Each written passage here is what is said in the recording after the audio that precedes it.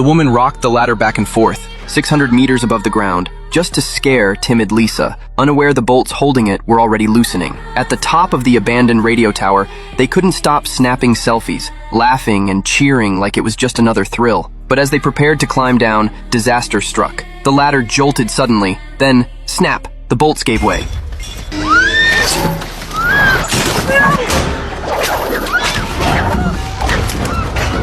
In an instant, Becky dangled in midair, held by a single rope, 600 meters above the ground. Lisa gripped the other end, trying to pull her up, but her foot slipped, sending Becky into a panic. Luckily, Becky was strong enough to hold on, and after a tense struggle, climbed back up. Catching their breath, they peered over the edge and saw the worst. The entire ladder had collapsed. Now stranded atop a 600-meter tower, they had no way down. Lisa reached for her phone. No signal. Becky had an idea. If they could get the phone to the ground, maybe an emergency text would send. Lisa stuffed her phone into a shoe, patted it with her bra, and tossed it off the tower. The shoe plummeted at breakneck speed. No way to know if it survived. Hours passed. No rescue. No signal. No hope. Just as despair settled, Lisa spotted a man near the tower's base. They shouted, waved, begged for help, but were too high. The man didn't hear. Becky threw down her other shoe. The noise caught his attention. He picked it up, looked around, but never looked up.